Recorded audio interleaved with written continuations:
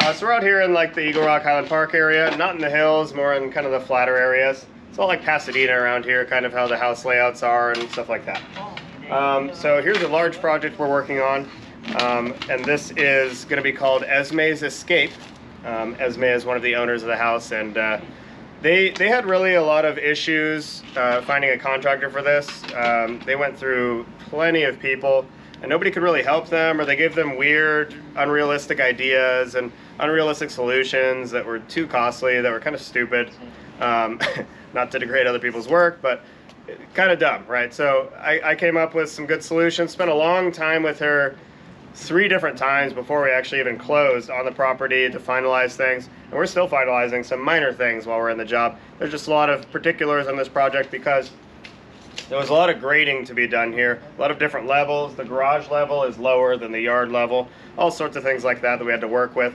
So I'm just going to show you around, and then I want to show a video at the end of this about, or when the whole project's done, and it's going to be very exciting. So this was already a raised patio here, and we extended it out this way. We're extending it out this way because it stopped. You can see on the wall there where it stopped before. So it's obviously very tight before, so we're making it much wider all the way out to the edge of the house to follow the lines. I like following lines wherever I can. So that's how we're going to do it. So we have a little wall going in here, and there'll be a little railing on top of that. And they're putting in the footings in the wall right now. Hello. And that's Miguel there. He's one of our foremen. Very busy. And we have so we have some concrete steps coming down from here. It's going to be a concrete patio with rebar and joint lines and everything. Just a couple steps coming down, so you'll see what that looks like later on. And you're going to step down directly, there's going to be a little transitional thing here and a long step here, so it's going to be a very different look now. We're going to leave this as is. They're actually, after we're done with everything, they're actually going to tile on top of all of the concrete everywhere, so it's going to be a different look. So we're just kind of setting it up so they can tile it later. And then we're going to have a kind of a little, right where you're standing there, we're going to have a little paver landing down at the driveway level, so you could walk directly onto this paver landing. Interlocking pavers, we have them all stacked over there, as you can see. And we have some right here to get the layout approved. Actually, it's kind of a cobble type paver, which just means it's kind of rustic looking, and it has jagged edge, or not jagged edges, but it has a little duller edges, and these are actually tumbled in a big concrete machine usually to actually get that look. They don't come out of the factory looking all tumbled like that. But some people prefer the style. It's an older house. They want to go with a little bit of a more classic style here. So you're going to kind of step up here, and now you're going to be we're going to have all this transitioning stuff with the concrete here. But now we're going to be on a paver pathway going that way, and then there's going to be a little flagstone pathway that comes through here around the corner, and then we're just going to fill all this in with fresh concrete, graded away from the house appropriately. Just for drainage purposes and have an easier walking path over there. I think it was just like dirt before, so. And then there's going to be a big, huge rectangle up the middle here where all this crap is. That's going to just be all sod, so it's going to be all grass, big grass lawn. We're going to use RTF sod for that, like we usually do.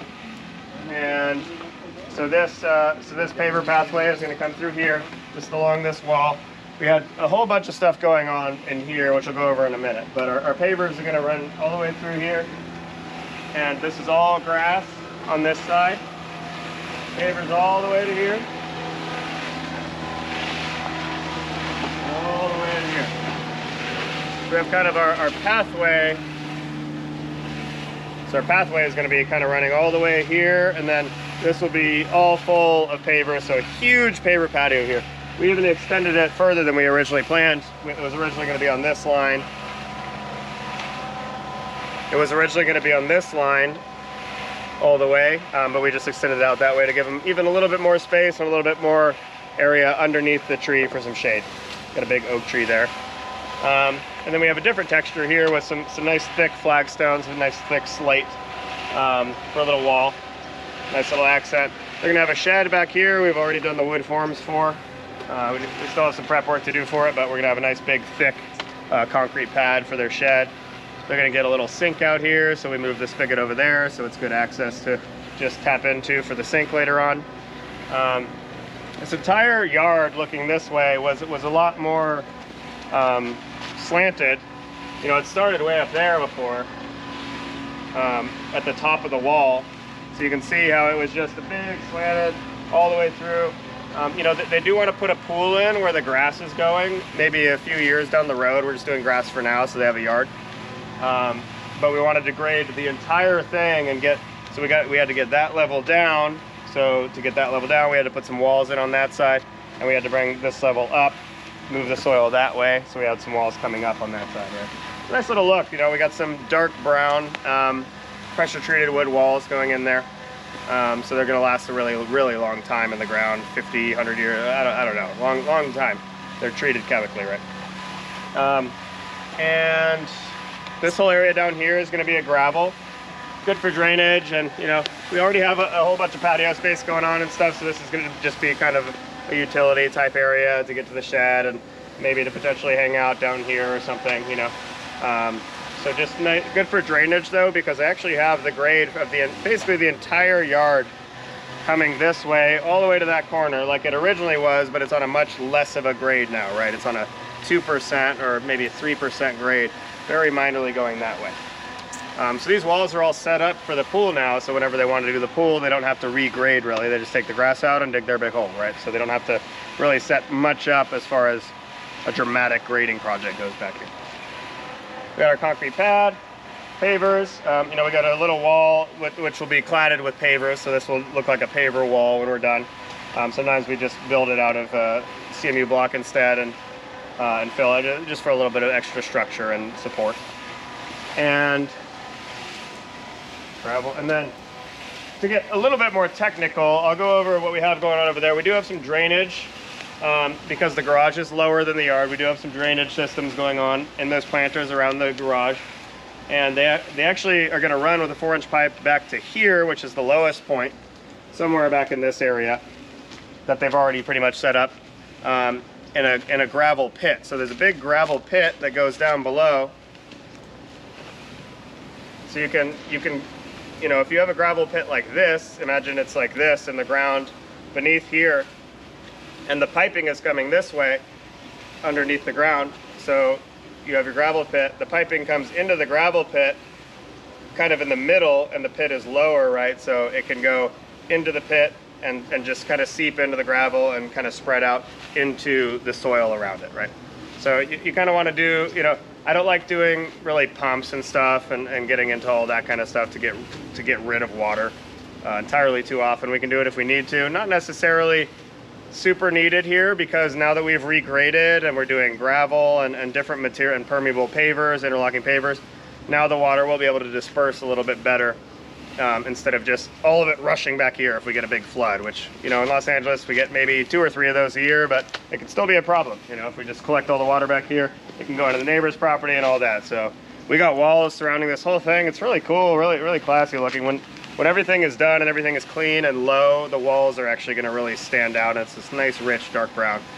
Really nice. And you know, they've started setting up our base, road base, for the pavers, the interlocking pavers coming all the way through this area.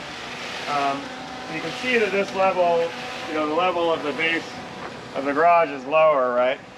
You know, there were so many, obviously this was our main issue in determining what we're doing on this property, and the main issue that nobody else was really able to come up with a good solution for that wasn't just some silly idea, honestly. So so what we're doing here is we have to differentiate this grade from that grade, this level from that level. Down beneath here we have a French drainage system, and it has gravel, it has perforated pipe, which just means pipes with little holes in it, and it has a fabric wrapped around it so you don't get dirt going into it. And that only takes up about this much space, not much space, right? And that's all the way through the bottom of the planter. So if water gets in the planter coming off the roof or whatever, when water gets into the planter, it'll collect in the pipe, right over here, run through here, and run down to the end. We have a little strip drain also in here. This is going to be a paver landing down at this level, right? So you can step out of your French doors directly onto the paver level. And then you'll have a step up. This will, again, we made these out of cinder blocks, but they're gonna be faced with pavers. So you're gonna step up directly onto pavers from this level. So we have a strip drain running through here that's also going to be tied into the French drainage that's coming around there, and the strip drain will be here, and we'll run it out from there. Again, like a 4-inch pipe, your standard, this 4-inch piping will run all the way to the back into the gravel pit. And then everything else, all the drainage everywhere else is kind of just handled with the permeable pavers. You know, even normal interlocking pavers that you see everywhere, they do have little slits on the sides of them, and usually a road or sand base, so it can go beneath it and between it and seep into the soil. So it's not like you're putting in a bunch of concrete where all the water's going back there.